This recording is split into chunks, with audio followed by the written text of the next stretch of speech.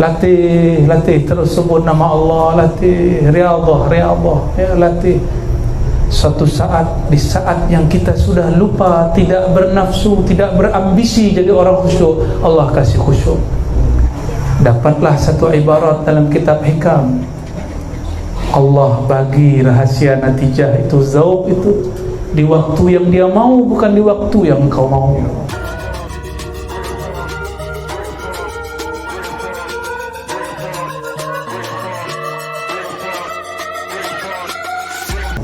Di suatu masa lebih dari 10 tahun lalu lah, saya solawat. Tapi hari itu saya sudah tebar sajadah, hendak sholat duha. Saya merasa penat, capek, lelah ya. Akhirnya saya duduk, saya istighfar, tertidur di atas sajadah. Disitulah Allah bagi hadiah, berkunjung kepada rohaniah Rasulullah SAW. Adalah kalam-kalam asrar yang tak boleh saya bagi di sini, itu rahasia saja. Ya. Di saat kita rindu Rasulullah, tiada lagi 3 hari 3 malam memandang apa saja yang terpandang wajah Rasulullah SAW. Seakan-akan ya, bukan hakiki. Hanya Allah yang tahu hakikatnya. Maka pintu untuk menikmati la ilaha illallah adalah ma'rifatu Rasulullah sallallahu alaihi wasallam, mengenal, mengetahui Rasulullah SAW. Jadi Nabiuna Muhammad sallallahu alaihi wasallam, dialah yang dibicarakan di langit, tapi di langit namanya Ahmad. Dia dibicarakan di bumi namanya Muhammad. Dialah yang paling kenal Allah. Ya'rifun wa ma khalaqtul jinna wal insa, surat Zariyat.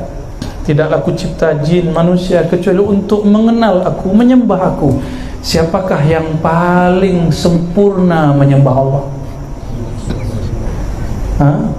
Maka salah satu tafsir daripada ayat ini, tidaklah aku cipta jin dan manusia kecuali untuk Nabi Muhammad, kecuali karena Nabi Muhammad, karena dialah satu-satunya manusia makhluk yang benar-benar mengenal Allah Subhanahu wa taala, yang benar-benar sahih dalam menyembah Allah Subhanahu wa taala. Adakah tadi solat tidak ingat dunia? Masih ingat dunia? Ya. Masa kita dengan solat yang tidak khusyuk merasa suci? Na'udzubillah min dzalik. Allah Maha tahu, alimun bidzatis sudur. Dia Maha tahu, sangat tahu apa yang ada di dalam dadamu. Maka tidak usah merasa suci, tidak usah merasa ahli zikir, tidak usah merasa lebih tinggi makomnya daripada orang lain. Saya pun yang berbicara ini, walaupun saya diizinkan oleh Allah berbicara malam ini, bukan berarti makom saya lebih tinggi daripada tuan-tuan, puan-puan, tidak. Mungkin saya lebih rendah, mungkin lebih hina, karena Allah tahu aib saya, Allah tahu dosa batin saya.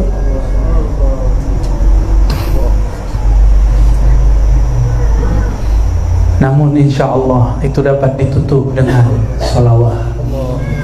Dengan salawat. Jika kita zikir lama sampai kepada Allah. Tapi jika zikir dibuka dengan salawat, kita menumpang kepada Rasulullah SAW. Maka tawassul menurut ahli fikih diperdebatkan. Menurut mazhab Syafi'i dianjurkan, mustahab. Tapi menurut ulama-ulama ahli zikir, ahli-ahli tariqah sufi, wali-wali Allah, tawassul itu wajib. Karena tawassul min babis syukur.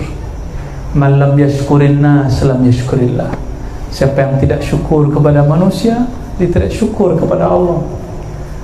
Kawan saya kata, langsung saja kepada Allah, tidak usah lewat guru, tidak usah lewat mursyid Syekh Jahid, ya, tidak usah lewat guru Syekh Abdurrahman, ya, Syekh Nazri, tidak usah, Syekh Yusri, tidak usah, langsung kepada Allah dan Rasulnya.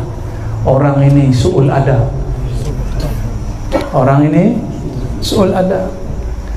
langsung saja kepada Sahih Bukhari, Muslim, Abu Daud, Tirmizi. Ya salam ya akhi, Imam Bukhari untuk ngambil satu hadis berjalan safar rihlah dari Uzbekistan, Bukhara ke kota Makkah untuk dapat satu hadis.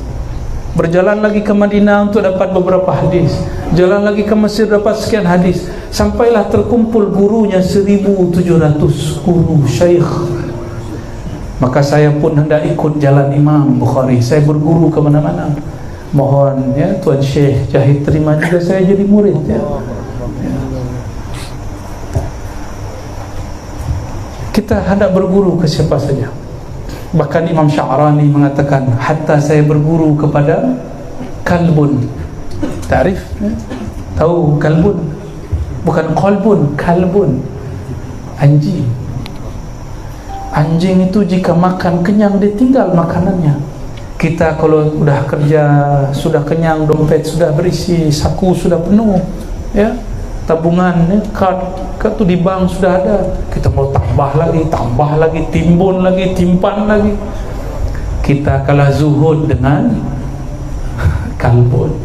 Malu kita pada kalbun. Alasannya banyaklah, masa depan, ya, future. Kita malu kepada ular. Ular itu tidak pernah dapat membawa makanan. Ya, kita benci ular, kan? Tapi ular tidak pernah benci kita. Ular sampai makan, dia tidak pikir, dia tidur, dia tawakal. Kita kalah dengan burung-burung. Burung itu punya tawakal, disebut tawakal yaumi. Inilah amalan Imam Abu Yazid. Abu Yazid berguru kepada burung, karena burung pun ada ruhnya. Apa kata Imam Abu Yazid? Suatu kali, saya sudah pernah cerita ini di banyak kajian, sila nanti simak lagi videonya. Selepas salat subuh, imam masjid, hafiz Quran, ahli fiqih, ahli hadis, melihat di pojok bagian kanan, sudut bagian kanan, ada Syekh Al-Imam Abu Yazid Al-Bustami masih berzikir. Orang-orang semua berangkat kerja, tapi Abu Yazid masih putar tasbih. Ya, kita punya silsilah, ya, tasbih kepada Imam Junaid, ya, ada namanya musalsal bis subha, ya. Abu Yazid masih zikir, putar tasbih, subhanallah, subhanallah, subhanallah. Datanglah nih tuanku imam, tuan guru imam nih. Apa kata dia? Hai Abu Yazid, bima taqutu hadzal yawm, kalau engkau duduk begitu tidak berangkat bekerja, engkau makan apa hari ini? Siapa yang tanya? Imam. Dia imam salat, imam subuh. Kata Imam Abu Yazid, u'idu salati, saya akan ulang salatku, karena berimam kepada imam yang tidak kenal kepada Allah yang maha menghantarkan rezeki tidaklah sah. Ini mazhab tidak boleh dipakai, ya. Ini cukuplah mazhab Abu Yazid. Di mazhab fikih taklah, ya. Tapi ini hanya boleh untuk orang-orang seperti beliau.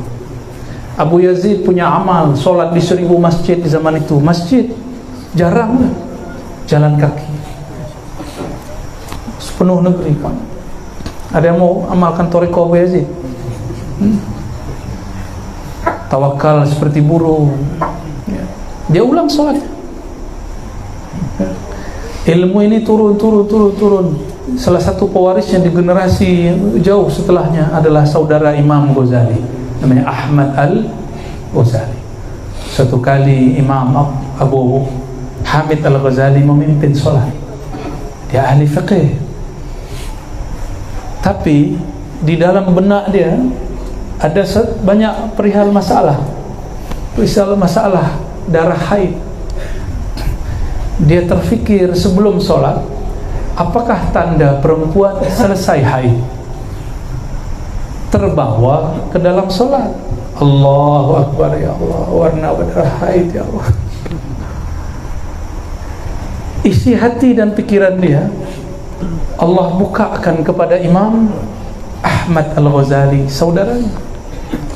Setelah solat, Imam Abu Hamid Al-Ghazali ditegur oleh saudaranya, Wahai saudaraku, oh my brother, ya akhi, kenapa engkau menyembah darah?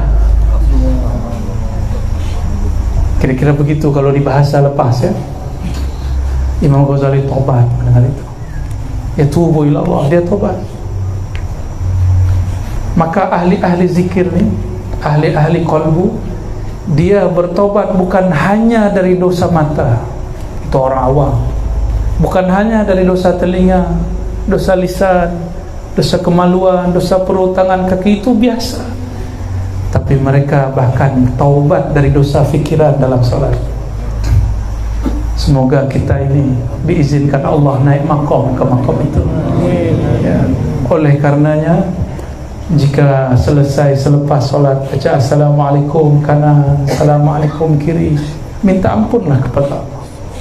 Katakan, ya Allah, solatku belumlah khusyuk, sedangkan Engkau mengatakan qad aflahal mu'minun alladzina hum fi salatihim khashi'un. Ya Allah, aku belumlah beruntung. Yang beruntung kata Engkau adalah orang beriman yang salatnya khusyuk. Aku belumlah beruntung. Ini yang kita tangisi. Kita menangis kenapa kita belum dapat muflihun. Inilah taubatnya salikin. Maka ada taubat awam, ada taubat salik. Orang awam taubat dari dosa zahir, salik para perindu Allah, perindu Rasulullah yang menempuh jalan kepada Allah, dia pun taubat dari dosa batinnya. Tuan-tuan, puan-puan yang dirahmati Allah, bagian akhir yang mau saya sampaikan. Ada soal jawab tak ya? Ada. Terserahlah anda besar ya. Ya, sudah malam ya. Suatu kali Rasulullah sallallahu alaihi wasallam mengatakan, afdalul dzikri la ilaha illallah wa afdalud du'a alhamdulillah. Hadis Muslim. Zikir yang paling nikmat itu adalah la ilaha. Maukah dia jahar, dikeraskan ataupun dilembutkan khafi.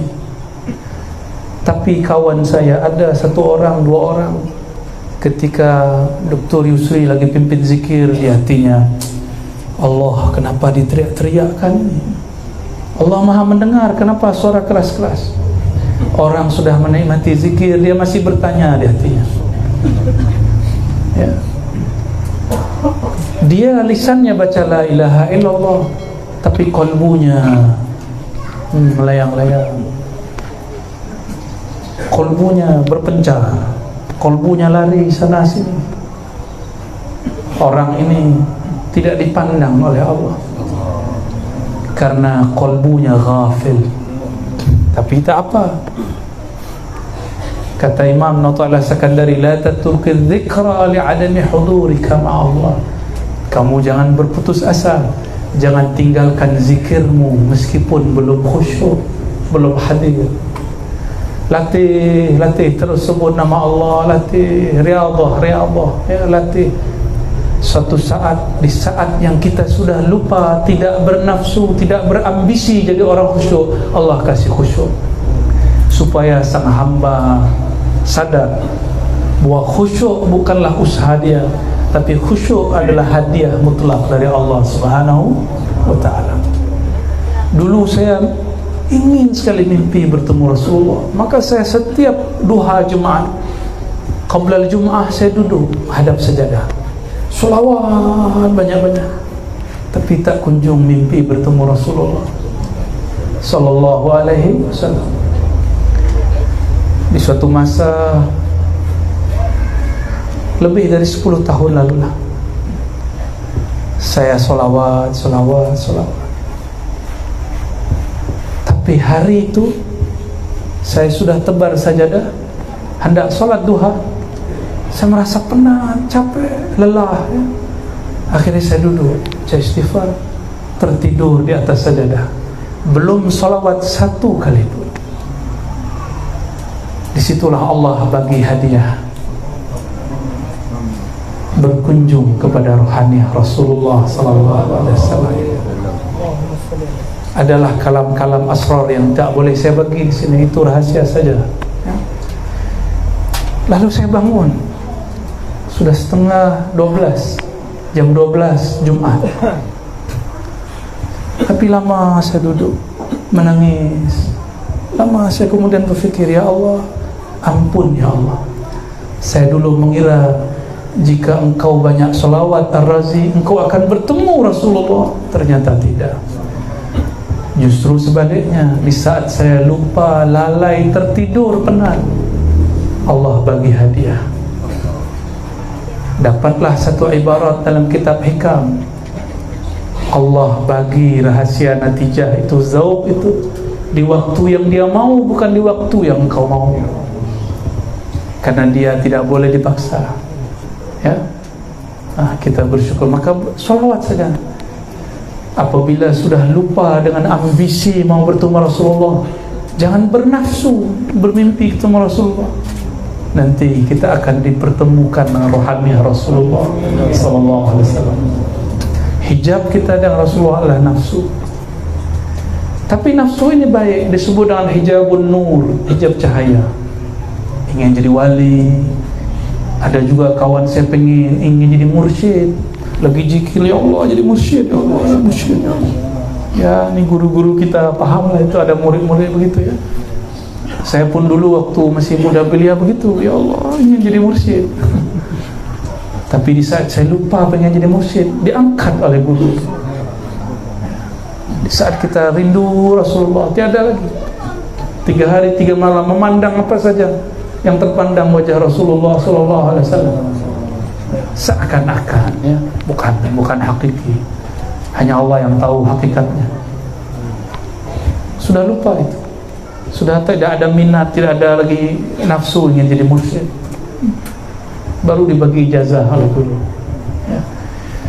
Maka tuan-tuan, puan-puan, afdalul zikri la ilaha illallah, zikir paling iman la ilaha illallah. Dan yang paling mengerti la ilaha illallah siapa?